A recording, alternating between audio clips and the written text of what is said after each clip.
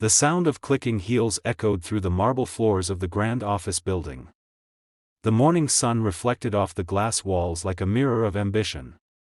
Inside, employees moved swiftly, eyes on screens, minds on deadlines. But at the very top of that towering building, both literally and figuratively, sat one of the youngest billionaires in America, Victoria Hale. At 34, Victoria was the CEO of Hale Enterprises, a global tech giant worth billions. She had money, power, and fame. To the world, she was unstoppable. But lately, something inside her had started to feel empty. Success didn't feel like success anymore. Meetings, boardrooms, luxury dinners, it was all starting to blur together. One morning, after a long night of work, she came to the office early, too early. The corridors were still quiet, the usual chatter absent. And there, in the stillness, she noticed an old man mopping the floor near the lobby. His clothes were faded, his hands calloused, his back slightly bent with age. But his eyes, there was something different about them. Calm. Peaceful. As if he knew something the rest of the world didn't. Victoria smirked and walked toward him. "Morning," she said, her tone sharp but polite. The man nodded. "Good morning, ma'am." For a brief moment, she studied him. Maybe it was curiosity, or boredom, that made her ask the next question. "Tell me something, Mr. David," he replied, smiling gently. "Mr. David," she continued. "You work here every day, right?" "Yes, ma'am. For about 7 years now." Victoria folded her arms. "Then maybe you can give me some financial advice," she said with a light chuckle, half joking. "You must know how to get rich, working around people like us every day." David stopped mopping. He leaned on his handle and looked up at her with eyes that held both kindness and wisdom. "I don't know about getting rich, ma'am," he said softly. "But I do know a little about being wealthy." The smirk on her face faded. "There's a difference?" "Oh yes," he said, nodding slowly. "A big one." She raised an eyebrow. "All right, Mr. Janitor. Enlighten me." David smiled. "Being rich means you have money. Being wealthy means you have peace, purpose, and people you love around you. One can buy a mansion, but the other feels at home even in a small room." For the first time in a long while, Victoria didn't have a comeback.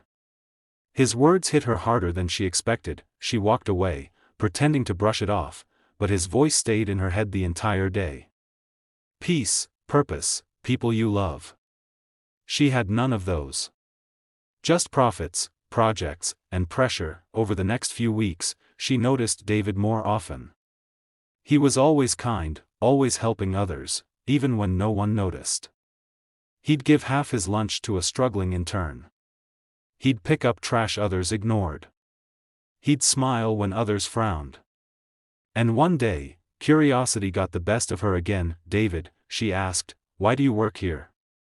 You're old enough to retire. Surely there's something else you'd rather be doing?" He smiled again, that same peaceful smile. "I'm not here for money, ma'am. I'm here because this job lets me help people quietly.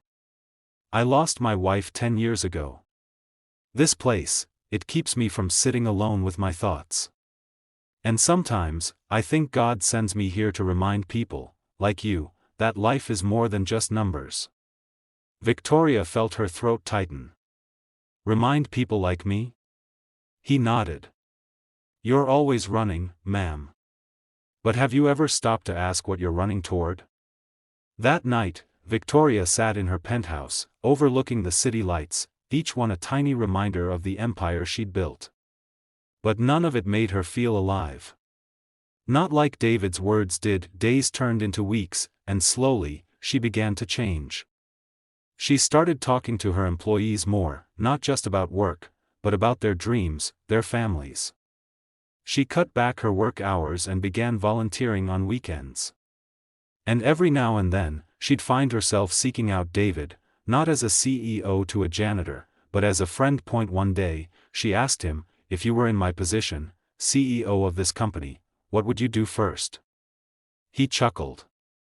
I'd raise the wages of the people who make this company run, the cleaners, the drivers, the cafeteria workers. Because they're the ones who make sure the people at the top can shine. Victoria didn't hesitate. She made it happen. Within weeks, Hale Enterprises launched a new policy increasing the base pay of every support staff member and introducing full healthcare benefits. The media went wild. But what they didn't know was that it all began with a janitor's quiet wisdom. Months later, David fell ill. Victoria visited him in the hospital, something no one expected from a billionaire CEO. He smiled weakly as she walked in. You look tired, he said softly. I've been thinking, she replied. You once told me wealth isn't about money. I finally understand that. He smiled. Then I guess my job here is done. Tears welled in her eyes. Don't say that.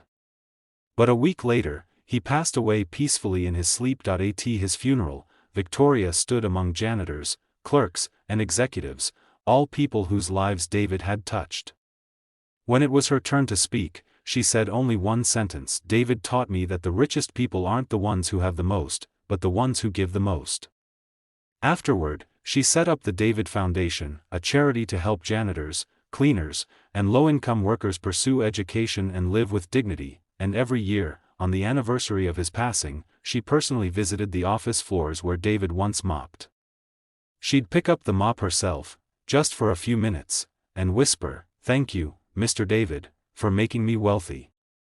As the story closes, imagine the camera pulling back from Victoria standing alone in that shiny marble hall, the mop in her hands glinting under the soft morning light, a billionaire finally at peace, finally human again. So if this story touched your heart, even a little, then give it a like, share it with someone who needs a reminder, and don't forget to subscribe to the channel for more stories that remind us. Real wealth isn't found in your bank account, it's found in your heart. Red Heart.